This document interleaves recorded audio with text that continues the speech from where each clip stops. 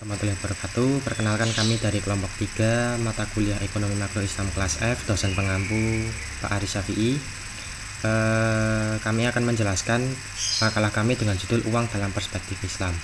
Yang pertama yaitu konsep uang dalam konsep Islam. Konsep uang dalam ekonomi Islam jelas dan tegas bahwa uang adalah uang, bukan kapital atau modal.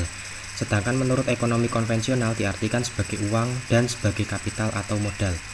Menurut Al-Ghazali dan Ibnu Khaldun, definisi uang adalah apa yang digunakan manusia sebagai standar ukuran nilai harga, media transaksi, pertukaran, dan media simpanan.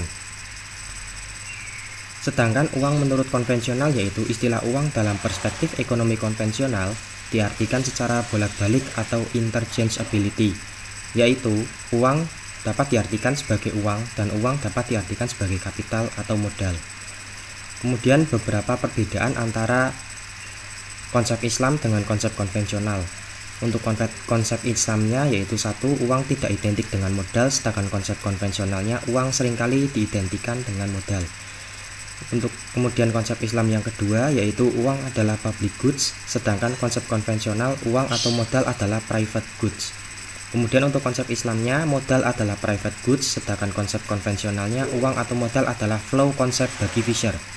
Kemudian konsep Islam yang keempat yaitu uang adalah flow konsep, sedangkan untuk konsep konvensionalnya yaitu uang atau modal adalah stock konsep bagi Cambridge School. Kemudian yang terakhir yaitu konsep Islam, uang sebagai stock konsep. Selanjutnya, saya akan menjelaskan mengenai materi fungsi uang dan perubahannya.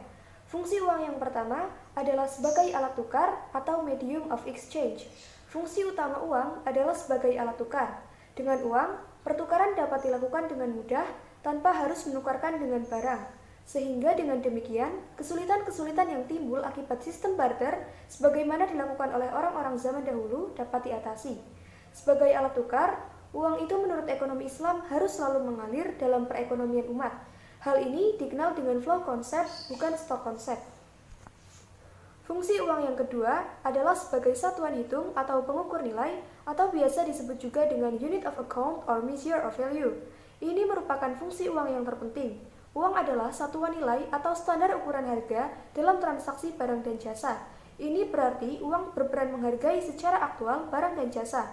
Dengan adanya uang sebagai satuan nilai memudahkan terlaksanakannya transaksi dalam kegiatan ekonomi masyarakat.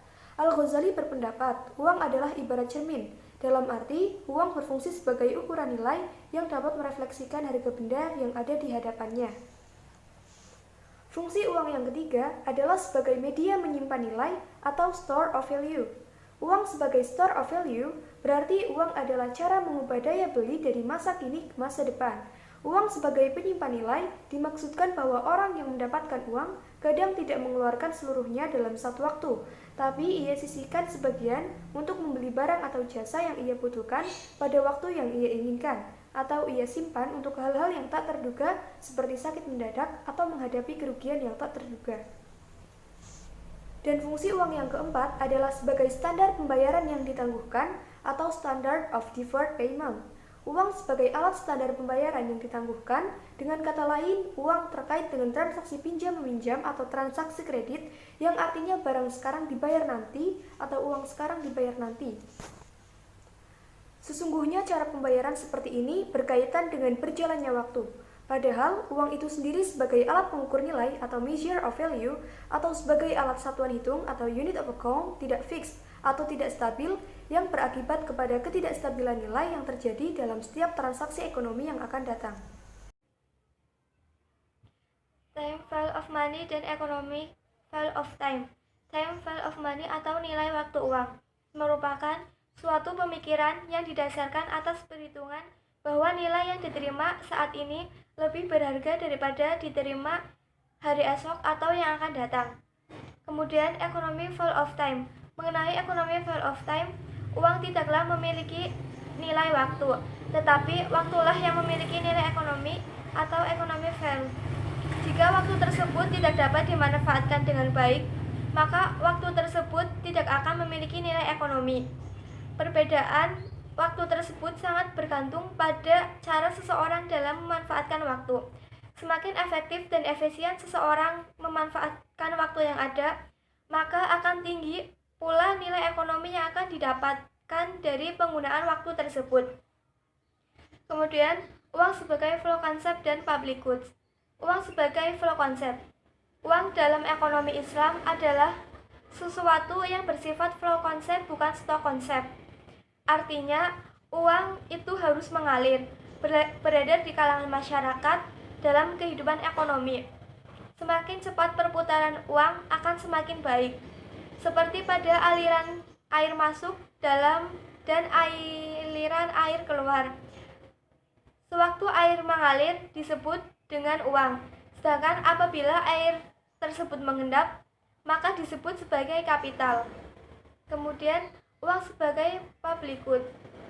Ciri dari public goods adalah barang tersebut dapat digunakan oleh masyarakat tanpa menghalangi orang lain untuk menggunakannya. Sebagai public goods, uang dimanfaatkan lebih banyak oleh masyarakat yang lebih kaya. Hal ini bukan dikarenakan simpanan di bank, melainkan digunakan uang tersebut untuk aset seperti rumah, mobil, saham, dan lain-lain. Sebaiknya uang tersebut digunakan untuk kegiatan produksi karena akan memberikan peluang yang sangat besar dari keuntungan yang akan didapat. Jadi, semakin tinggi tingkat produksi, maka akan semakin besar kesempatan untuk dapat memperoleh keuntungan dari public goods atau uang tersebut.